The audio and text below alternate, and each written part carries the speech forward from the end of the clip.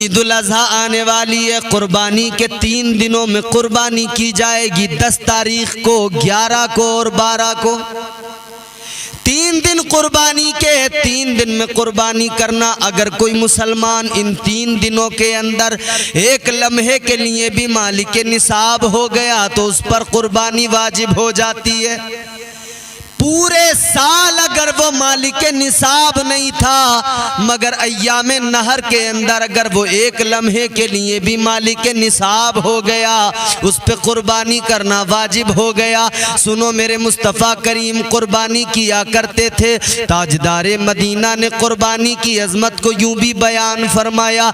मेरे आका ने इन 3 दिनों में रोज़ा रखना भी मना किया। शरीयत कहती है रोज़ा रखना हराम है इन 3 दिनों के अंदर। ताजदारे मदीना ने, मेरे आका ने, कायनात के इमाम ने इन 3 दिनों में कुर्बानी के गोश्त को खुद भी खाया, पसंद किया, और सहाबा भी इन 3 दिनों के अंदर कुर्बानी का गोश्त खाया करते थे। अल्लाह अकबर। गौर करो मेरे अजीज़ों, हमारे मुआशरे के अंदर हमने देखा है ये 3 दिन जब कुर्बानी के आते हैं, गोश्त की ज्यादती के सबब कुछ लोग कहने लगते हैं कि जी गोश्त बहुत ज्यादा है, देख देख के अब तबीयत नहीं होती खाने को, अब गोश्त को इतना देख देख के तबीयत नहीं चाहती खाने को।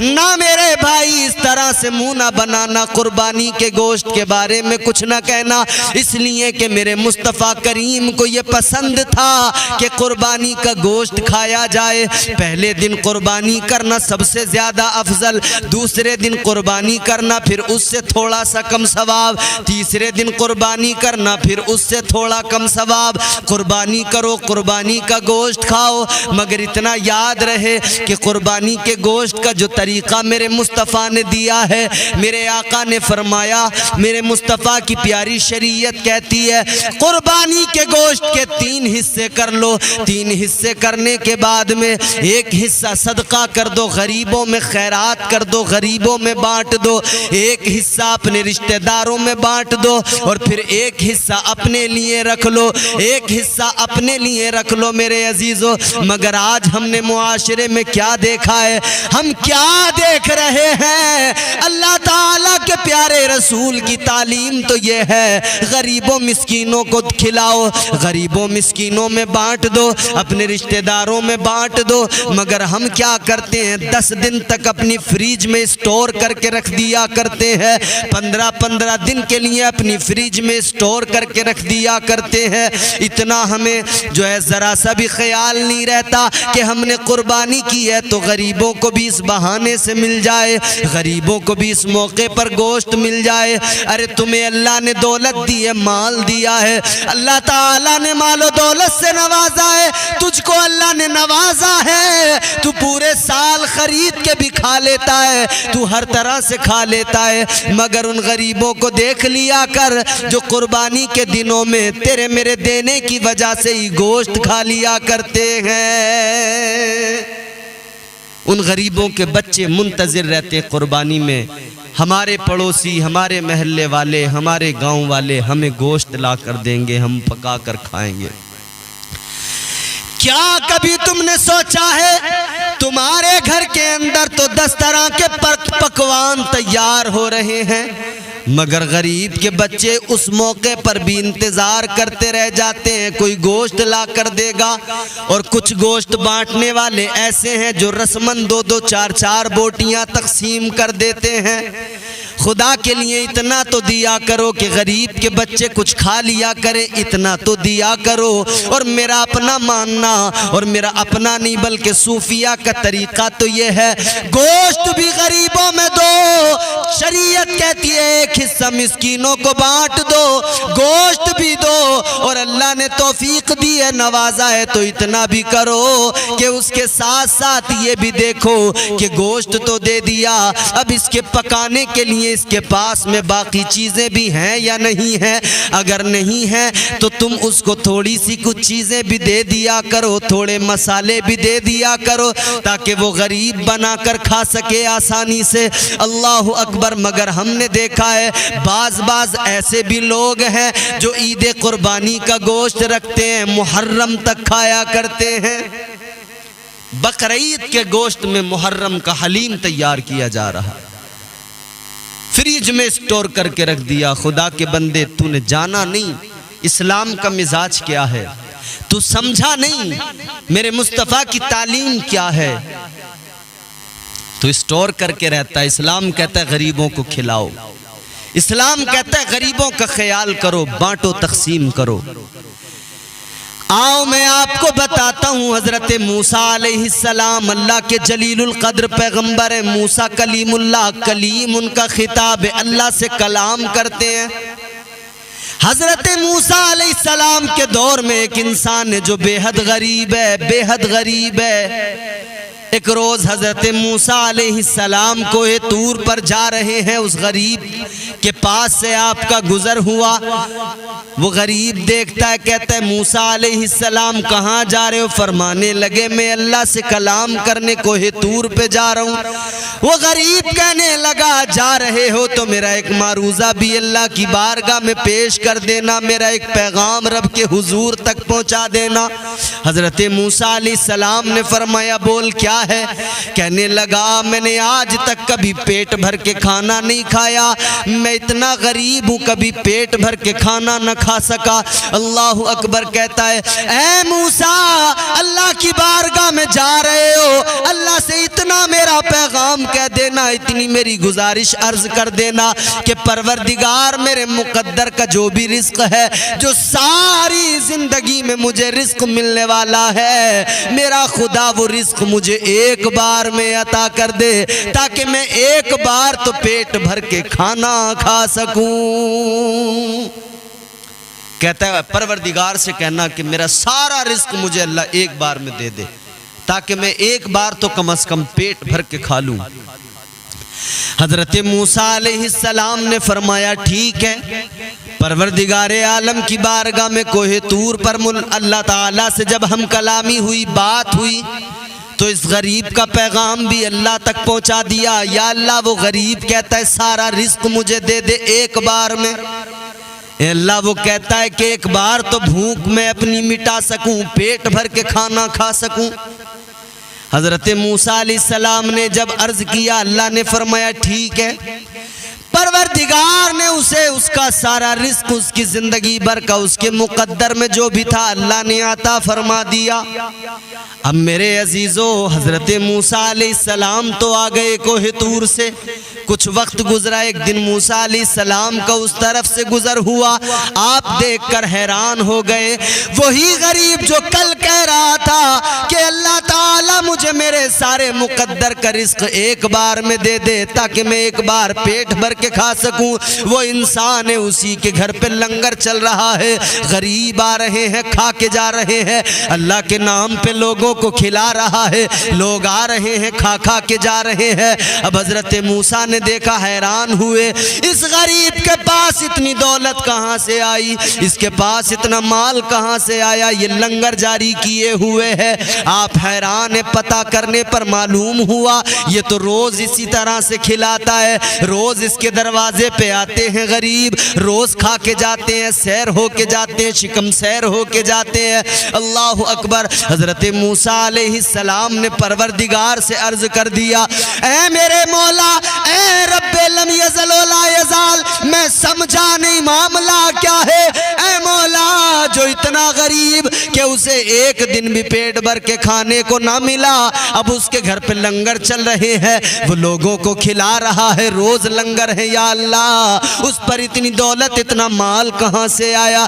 अल्लाह ने फरमाया मूसा, वो इंसान बड़ा सियाना निकला, बड़ा चालाक निकला। या अल्लाह, माजरा क्या है? परवरदिगार ने फरमाया, मैंने जब उसे उसके मुकद्दर का सारा रिस्क दे दिया, उसने खुद नहीं खाया, उसने वो सारा गरीबों को खिला दिया, यतीमों मिस्कीनों को खिला दिया। तो मेरा तो वादा है कि जो मेरी राह में मेरे नाम पे खर्च करेगा या मेरे नाम पे भूखों को खिलाएगा, मैं उसे मजीद अता करता जाऊंगा, मैं उसे और ज्यादा अता करता जाऊंगा, मैं नेमतें बढ़ाता जाऊंगा। अल्लाह फरमाता है, वो बड़ा सियाना निकला, मैंने उसे दिया, उसने गरीबों को खिलाया, फिर मैंने और दिया, नेमतें बढ़ाई, वो और खिला रहा है, वो खिलाता जा रहा है, मैं बढ़ाता जा रहा हूँ, वो लोगों को खिलाता जा रहा है। और मेरा तो वादा है जो मेरी राह में एक खर्च करे मैं उसे एक के बदले 10 अता करता हूँ। वो एक को खिलाता है मैं उसे एक के बदले 10 का रिस्क देता हूँ। वो 100 को खिलाता है मैं 1000 का उसको दे दिया करता हूँ। वो बड़ा सियाना निकला, वो बड़ा होशियार निकला, वो गरीबों को खिलाता जाता है, मैं उसका माल बढ़ाता जाता हूँ। तो ये है गरीबों को खिलाने पर अल्लाह ताला नेमतें बढ़ाता जाता है, परवरदिगार नेमतों में इजाफे फरमाता है। मगर यहाँ फ्रिज में 10 दिन के लिए स्टोर करके रख दिया, किसी गरीब को नहीं खिलाएंगे, सारा खुद खाएंगे। कभी कबाब बना रहे हैं, कभी जो है अलग अलग किस्म की डिशेस तैयार हो रही हैं। यूट्यूब पर इस वक्त देखो ट्रेंड चला है, फेसबुक पर देखो नए नए तरीकों के पकवान वो कुक बैठे हुए सिखा रहे हैं। आ रही है बकरा ईद, आ रही है ये कबाब बनाना, इस तरह का कौरमा बनाना, इस तरह से बकरे की चाप बनाना, इस तरह से आप ये करना, सारा सिखा रहे हैं। अरे खुदा के लिए ठीक है, जिस तरह से तुम्हें खाना है बनाओ खाओ, मगर गरीबों को जरूर खिलाना। शरीयत कहती है, इस्लाम कहता 3 हिस्से करो, 3 हिस्से करने के बाद में एक हिस्सा गरीबों यतीमों मिस्कीनों में बांट दो, दूसरा हिस्सा अपने रिश्तेदारों में बांट दो, जो तीसरा हिस्सा बचे वो अपने लिए रख लो। और एक चीज मैं यहाँ पर और एक मसला बयान कर दूं, जो हिस्सों वाली कुर्बानी होती है, 7 लोग मिलकर एक बड़ा जानवर लेकर कुर्बानी करते हैं। बाज़ जगहों पर देखा गया जब गोश्त तकसीम होता है तो अंदाजे से तकसीम कर दिया करते हैं, इतना तुझे, इतना तुझे, इतना तुझे। कहते कम ज्यादा हो जाए तो माफ कर देना, सब अपने ही लोग हैं। लेकिन इस्लाम कहता है ऐसा हरगिज न करना, नाप के तोल के देना, बराबर देना, एक बोटी किसी पर कम न जाए, एक किसी पर ज्यादा न जाए। इसलिए कि एक दूसरे में आपस में तो तुम अंडरस्टैंडिंग है, कह रहे हो कि एक दूसरे को मुआफ कर दिया, लेकिन अल्लाह का दीन, अल्लाह का प्यारा मजहब, परवरदिगार का अता करदा मजहब और मुस्तफ़ा करीम की दी हुई शरीयत कहती है नाप के तोल के वजन करके बराबर तकसीम करो, कम ज्यादा ना होने पाए। तो हर हाल में इसका ख्याल करें, कम ज्यादा ना होने पाए, अंदाजे से काम ना लें, पूरा वजन करें, बराबर एक दूसरे पे जाना चाहिए। 7 जो हिस्सेदार हैं उन 7 पर बराबर गोश्त पहुंचे। मगर यहां चल रहा है बस जैसे भी चल रहा है, खुदा के लिए कुर्बानी कर रहे हैं, पैसे खर्च कर रहे हैं, 5000 10,000, 5000 में 4000 में हिस्सा ले रहे हैं, 5-6 हज़ार में हिस्सा ले रहे हैं, या आप 10, 15, 20 हज़ार का कोई जानवर बकरा वगैरह लाकर कुर्बान कर रहे हैं, ज़िबा कर रहे हैं, तो आप इस पैसे को ख्याल रहे कि ये कबूल हो जाए कुर्बानी रब के हुजूर, पैसा भी बर्बाद न जाए और आपकी ये नियाज़मंदी भी बेकार न चली जाए। तो लिहाजा इन तमाम चीज़ों का ख्याल रखें, तो गरीबों को ज़रूर खिलाएं। अच्छा, इस्लाम तो वो प्यारा मजहब है, इस्लाम तो कहता है गरीबों का ख्याल रखो ज़रूर। और कुरान अल्लाह का कहता है, याद है ना, एक दिन मरना है, कब्र में जाना है, फिर हश्र में उठना है, फिर हिसाब व किताब, फिर जन्नत व दोज़ख। ऐ लोगों सुनो, जब मैदान महशर में जन्नत और दोज़ख का फैसला हो जाएगा, जन्नती जन्नत में, दोज़खी दोज़ख में चले जाएंगे, दोज़खी दोज़ख के अंदर होंगे, जन्नती जन्नत के अंदर होंगे। एक ऐसा मकाम होगा जहां पर दोनों आपस में बातें कर सकें।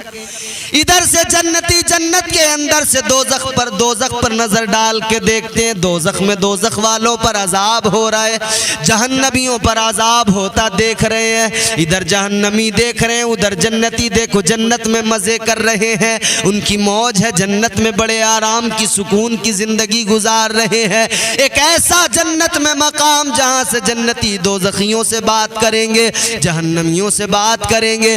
वो जन्नती कहेंगे ऐ जहन्नम वालों, कौन सा ऐसा अमल था जिसने तुम्हें जहन्नम के गड्ढे में पहुंचा दिया? तुम्हारा कौन सा ऐसा अमल था जिसने तुम्हें दोज़ख में पहुंचा दिया?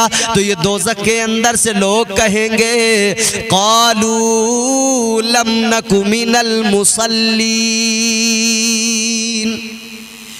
ये दोज़ख वाले कहेंगे हमारा पहला अमल ये था, नमाज नहीं पढ़ते थे, हमने नमाजों को तर्क किया, जिसके इवज़ आज हमें ये नुकसान पहुंचा, हम दोज़ख में यानी जहन्नम में आ गए।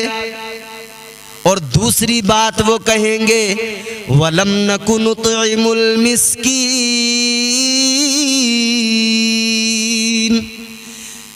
वो दोज़ख वाले कहेंगे दूसरा अमल हमारा ये था, हम यतीमों मिस्कीनों को ख्याल नहीं करते थे, यतीमों मिस्कीनों पर हमने कभी रहम नहीं किया, उन्हें खिलाते पिलाते नहीं थे, उनका ख्याल नहीं करते थे। गरीबों यतीमों मिस्कीनों का ख्याल ना करने वालों, गौर करो, दोज़ख में दोज़खी कह रहे हैं वलम नकु नुतइमुल मिस्कीन। और मिस्कीनों के ताल्लुक़ से, यतीमों के, गरीबों के ताल्लुक़ से तो कुरान में मुताद्दिद मकामात पर अल्लाह ने फरमाया। परवरदिगार आलम का कुरान कहता है अराअयतल्लज़ी युकज़्ज़िबु बिद्दीन फ़ज़ालिकल्लज़ी यदउल यतीम वला यहुद्दु अला तआमिल मिस्कीन।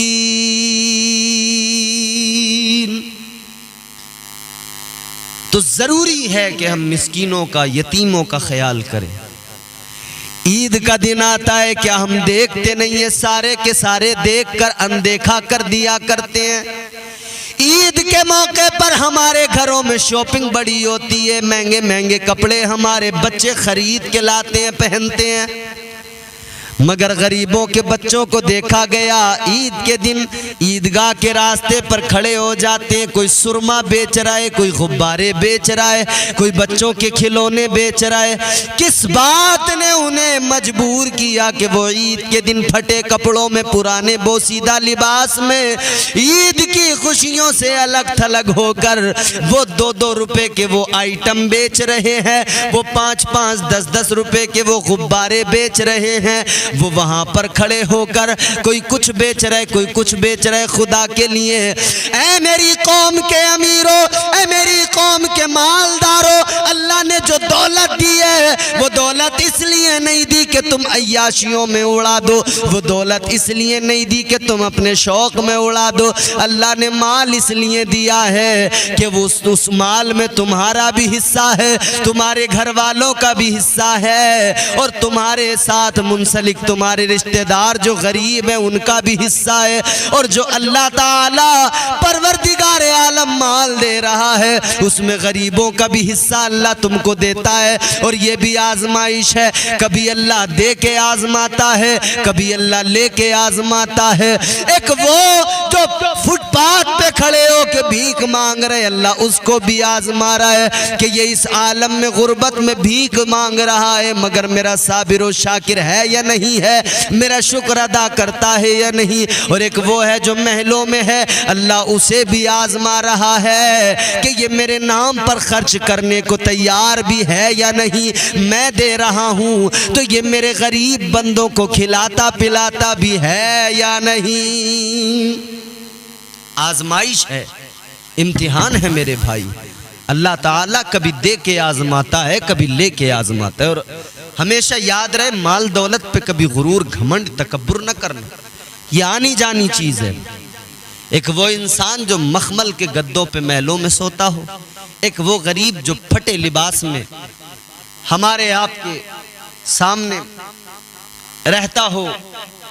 हम अपनी आंखों से देखते हैं, शायद कभी हमें लगता भी होगा कि ये गरीब आदमी है, इसकी क्या औकात, इसकी क्या हैसियत। क्योंकि यहाँ तो औकात और हैसियत मालो दौलत से समझते हैं ना लोग। जितना बड़ा हराम खाने वाला हो, जितना बड़ा भ्रष्टाचारी हो, करप्ट हो, अगर मालदार है लोग उसे कुर्सी दिया करते हैं, बड़ी इज्जत से बिठाया करते हैं। लेकिन गरीब हो, जिस्म पे फटा पुराना लिबास हो, चाहे जितना ज्यादा परहेजगार हो, लोग उसको जो है मुंह लगाने को तैयार नहीं होते। चाहे जितना ज्यादा शरीफ इंसान हो, लोग उस शरीफ की शराफत का मजाक उड़ाया करते हैं। ये हाल है आजकल। उस गरीब शरीफ इंसान की शराफत का मजाक उड़ाया जाता है। ये कौन कर रहा है? हम ही लोग कर रहे हैं ना। 4 पैसे आ जाएं तो अकड़ जाते हैं। मगर याद रखना, कभी किसी को दौलत की बुनियाद पर, मालदारी की बुनियाद पर उसके वकार को और उसके स्टेटस को नहीं जांचना परखना इस तरह से नहीं है, बल्कि पैमाना दूसरा है। परवरदिगारे आलम ने कुरान मजीद में फरमाया, अल्लाह ताला का कुरान कहता है, इन्ना करमकुम इंदल्लाहि अतकाकुम।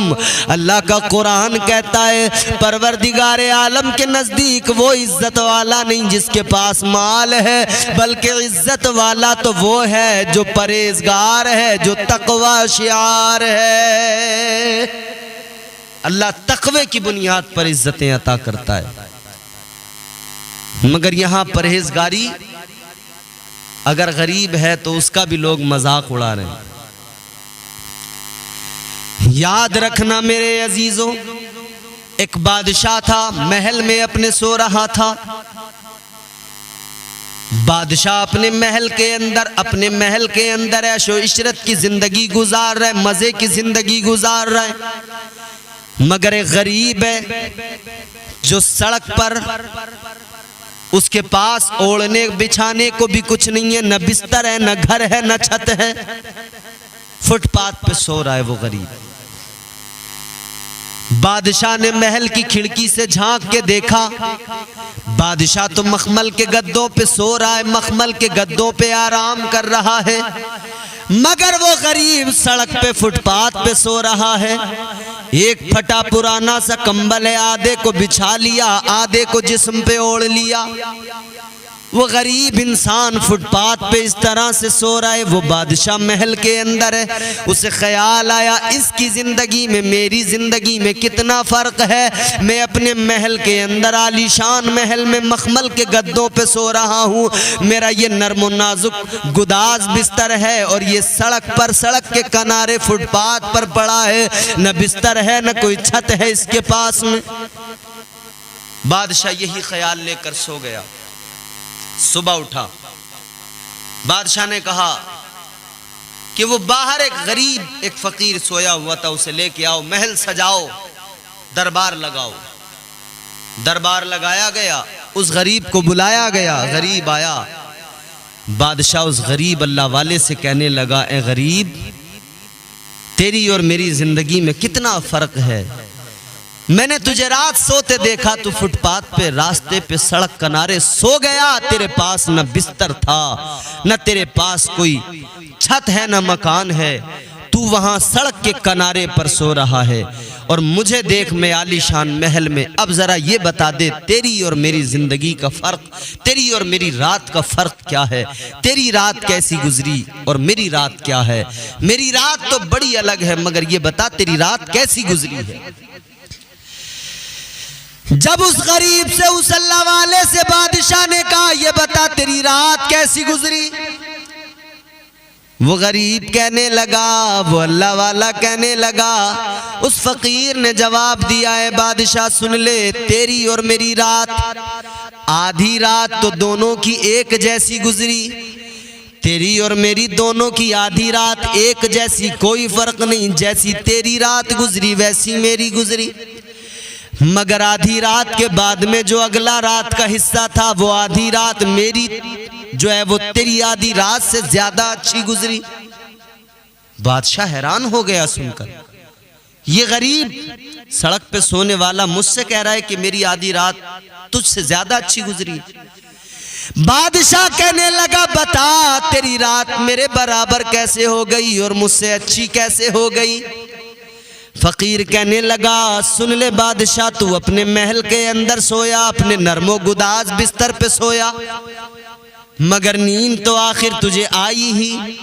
मैं सड़क किनारे सो गया, फुटपाथ पर सो गया, मुझे भी नींद आई, तुझे भी नींद आई, नींद दोनों की एक है। नींद अल्लाह की मखलूक है, बिल्कुल सेम है, जैसी तुझे आती है वैसी मुझे आती है। और नींद जब आ जाए तो क्या नरमो नाजुक बिस्तर और क्या सड़क क्या पत्थर, नींद एक जैसी। फकीर ने कहा आधी रात तेरी मेरी एक जैसी गुजर गई, जैसा तेरा जैसे तुझे नींद आई वैसी मुझे भी नींद आई, नींद तेरी भी मेरी भी एक जैसी, मगर उसके बाद में आधी रात मेरी बड़ी उम्दा गुजरी, तेरी रात से बड़ी अच्छी गुजरी। उसने कहा बता कैसे। फकीर कहने लगा ऐसे कि तू आधी रात के बाद में भी सोता रहा और मैंने आधी रात के बाद में उठकर जब अपने रब को याद किया, जब मैंने अपने रब की बाकी का ऐलान किया, जब मैंने अल्लाह का जिक्र किया तो वो जिक्र की लज्जतें मुझे मिली, तू महरूम रह गया। अल्लाह के जलवे मुझे मैसर आए, तू महरूम रह गया। मेरी आधी रात तेरी आधी रात से ज्यादा अच्छी गुजरी है। तो कभी गरीब को हल्के में मत लेना, और गरीबों तुम भी कभी गम न करना, एहसास न करना। हुजूर ने बड़ा प्यार किया है गरीबों से।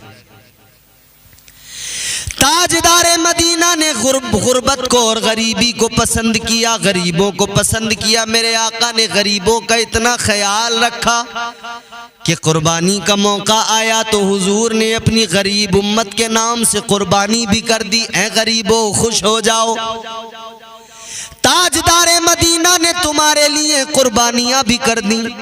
और फिर उसके बाद में मजीद मेरे मुस्तफ़ा करीम ने फरमाया गरीबों, जब मैदान महशर में अमीर भी होंगे, मालदार भी होंगे, गरीब भी होंगे, याद रखना उधर अमीर मालदार भी खड़े हैं, गरीब भी खड़े हैं, कतारें लगी हुई हैं।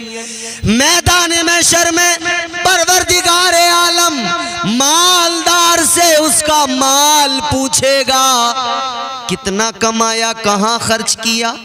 मालदार से अल्लाह उसका माल पूछेगा और गरीब से परवरदिगार उसका हाल पूछेगा। ये फर्क होगा गरीब और अमीर में। और मेरे मुस्तफ़ा करीम वाली कौनैन ने फरमाया जब जन्नत में जाने की बारी आएगी, ये अमीर मालदार हिसाब देता रह जाएगा, गरीब जन्नत में चला जाएगा। कितना पहले फरमाया गया, अमीर के मुकाबले गरीब 500 साल पहले जन्नत में चला जाएगा। ये फर्क है, अमीर मालदार के मुकाबले गरीब 500 साल पहले जन्नत में चला जाएगा। अब इसका मतलब ये नहीं होता कि गरीब जो भी कर ले बस जन्नती है, नहीं।